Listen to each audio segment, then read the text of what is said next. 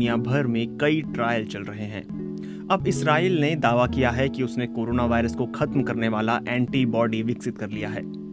Israel के रक्षा मंत्री Naftali Bennett ने दावा किया कि देश के मुख्य जैविक अनुसंधान संस्थान के वैज्ञानिकों ने कोरोना वायरस के लिए एक एंटीबॉडी विकसित करने में महत्वपूर्ण सफलता हासिल की है।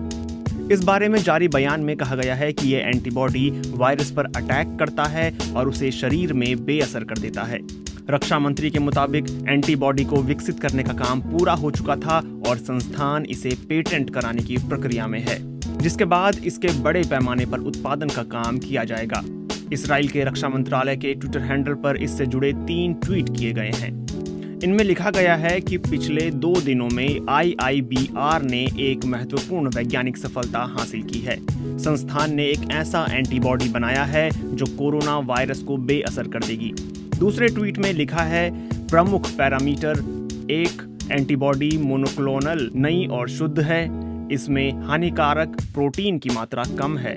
दूसरा, एंटीबॉडी कोरोना वायरस को बेअसर कर सकती है। तीसरा, जानलेवा तरह के कोरोना वायरस पर इस एंटीबॉडी का खास तौर पर परीक्षण किया गया है। तीसरे ट्वीट के मुताबिक अगर दुनिया भर के विस्तृत वैज्ञानिक पब्लिकेशन को देखा जाए तो ऐसा लगता है कि IIBR पहला संस्थान है जिसने उपरोक्त तीनों मापदंडों को एक साथ पूरा करने में वैज्ञानिक सफलता हासिल की है।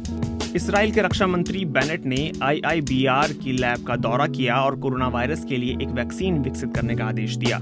रक्षा मंत्री के कार्यालय की ओर से जारी बयान के मुताबिक रक्षा मंत्री को लैब में वो एंटीबॉडी दिखाई गई जो वायरस पर मोनोक्लोनल तरीके से हमला करती है और बीमार व्यक्ति के शरीर में वायरस को बेअसर कर देती है।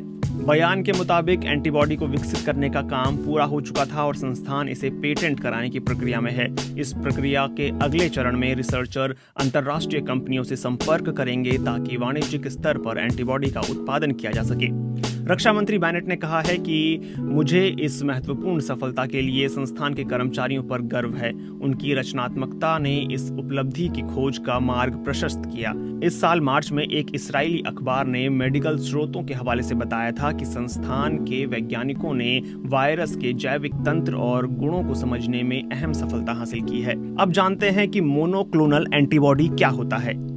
अमेरिका के नेशनल कैंसर इंस्टीट्यूट के मुताबिक मोनोक्लोनल एंटीबॉडी एक तरह का प्रोटीन होता है जिसे लैब में बनाया जाता है। यह मरीज के शरीर में मौजूद दुश्मन सेल से जाकर चिपक जाता है। कई तरह के मोनोक्लोनल एंटीबॉडी होते हैं। मोनोक्लोनल एंटीबॉडी का इस्तेमाल पहले भी कई तरह के कैंसर के ट्रीटमेंट में होता रहा है। दिल्ली के सर गंगाराम अस्पताल में मेडिसिन डिपार्टमेंट के vice chairman doctor Atul Kakkar कहते हैं कि मोनोक्लोनल एंटीबॉडी कोई नई चीज नहीं है। पहले भी इसका इस्तेमाल कैंसर, गठिया और कई तरह के इन्फेक्शन में होता रहा है। मोनोक्लोनल एंटीबॉडी रेडीमेड होता है। इसके नाम में है मोनो यानी एक। मोनोक्लोनल एंटीबॉडी एक टारगेट पर काम करती है। डॉक्टर अतुल के मुताबिक हमारा शरीर इन्फेक्शन से बचने के लिए कई स्तर पर काम करता है। शरीर खुद इम्यूनोग्लोबुलिन एंटीबॉडी बनाता है जो प्लाज्मा सेल से बनते हैं। मोनोक्लोनल एंटीबॉडी ठीक इम्यूनोग्लोबुलिन एंटीबॉडी जैसी ही होती है, इसलिए इसके नाम में क्लोन है। मोनोक्लोनल एंटीबॉडी का टारगेट इम्यूनोग्लोबुलिन एंटीबॉडी के अंदर स्थित एक साइट में होता है। मोनोक्लोनल एंटीबॉडी संक्रमित सेल पर जाकर चिपक जाती है और उसे न्यूट्रलाइज यानी बेअसर कर देती है। डॉक्टर अतुल कक्कड़ के मुताबिक हमें जिस तरह के सेल की जरूरत होती है उसे पहले जानवर में इंजेक्ट किया जाता है। जानवर को लैब में ले जाया जाता है। लिवर के बिल्कुल पास तिल्ली नाम का एक अंग होता है। जानवर के इस अंग में एंटीबॉडी बनता है। एंटीबॉडी और तिल्ली के सेल को फ्यूज करके एक हाइब्रिड बनता है। हाइब्रिड मतलब मिश्रण। इससे ही वो एंटीबॉडी बनता है जिसकी जरूरत होती है, जिसे निकालकर इंसानों को दिया जाता है। हालांकि डॉक्टर कक्कड़ कहते हैं कि इस्राइल के परीक्षण की जानकारी आने के बाद ही पता चलेगा कि ये तरीका कोरोना वायरस पर कितना काम कर सकता है। वो कहते हैं जब तक पेपर पब्लिश नहीं होगा और हमें डिटेल नहीं मिलेगी तब तक कुछ कह नहीं सकते। इस्राइल मामलों के जानकार हरेंद्र मिश्र के मुताबिक रिसर्चरों ने फिलहाल ये बताया है कि उन्होंने ऐसे प्रोटीन की पहचान की है जो मरीज के शरीर के अंदर वायरस को खत्म करने में सक्षम है और संस्थान जल्द ही इन फाइंडिंग के बारे में एक पेपर पब्लिश करेगा।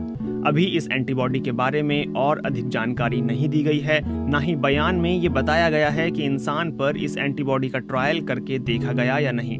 IIBR की स्थापना साल 1952 में Israel defence forces science corps के एक भाग के रूप में हुई थी। बाद में ये एक नागरिक संगठन बन गया। तकनीकी रूप से ये प्रधानमंत्री कार्यालय की देखरेख में है, लेकिन रक्षा मंत्रालय के साथ मिलकर काम करता है। कहा जाता है कि इसराइल के प्रधानमंत्री बिन्यामिन नेतन्याहू ने 1 फरवरी को संस्थान